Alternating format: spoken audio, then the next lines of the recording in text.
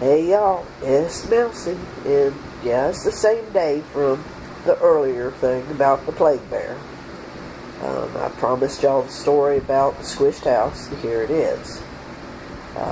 We've been living on this property for, since 1997. So, it's 20 years? Just about 20 years.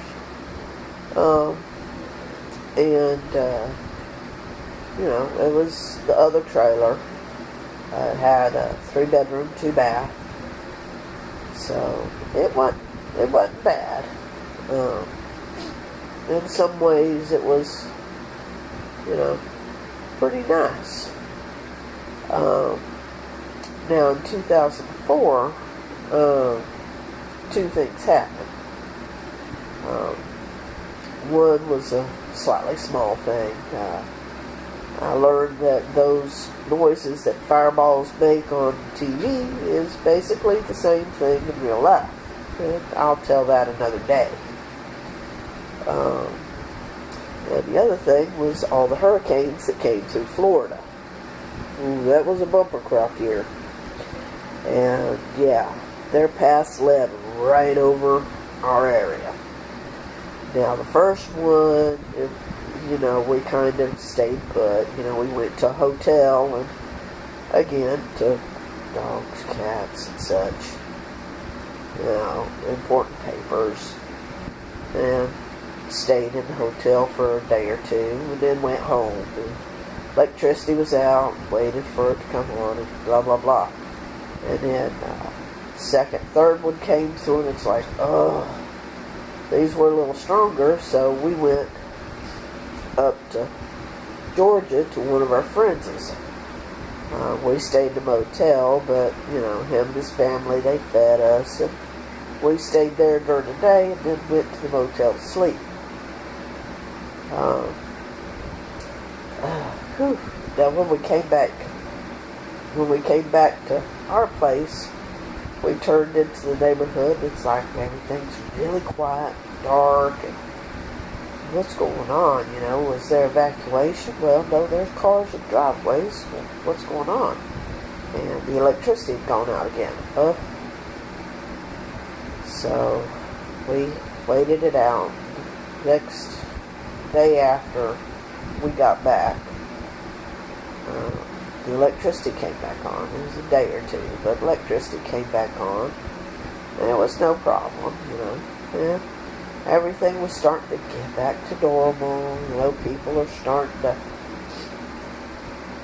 buy meat, not too much, because, you never know what's going to happen now with all the hurricanes come through.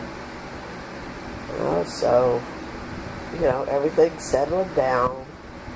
Kids went to school a day or two. No biggie. Then all of a sudden, here comes another one. Oh, my lords. Everybody starts to bug out again. We bug out, come back, and it wasn't bad. And then here comes Tropical Storm G. Oh, lords.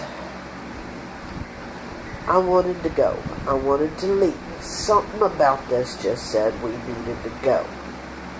Now, some things I'm pretty brave about, I can deal with. Some things I'm a huge chicken. Now, if you heard the other video, you heard me talk about the huge chicken that saved us. That huge chicken was me. I'll take responsibility for it. I talked to my husband, Pinky, and I'm like, we gotta go. We need to go. I need to get out of here. And if he hadn't have said yes, I'd have grabbed the kids, grabbed the fur babies, and we'd have walked our way out of this. And we'd have just found some place to be. But he said yes. So we hid the really super important stuff that we couldn't take with us. We got the dog, the cat, the kids, clothes, important papers, like we did the last couple of times we bugged out. And we headed to Pinky's boss's house. He said that we could stay there for this one. So it's like, okay. So we get there, we unload, and then all night I stayed up watching the storm. And it'd ease up a little bit, and it'd start up again, and I'd go to the window, and lo and behold, the shingles on the condo across the shared drive, yeah, they were flapping a little bit, flapping. A few of them came off. So I knew this wasn't a fun thing. So that's the thing I like to do. If there's a big storm coming, I sit there and watch and hope and pray. It's like, okay, please let everybody be safe. Please, please, please.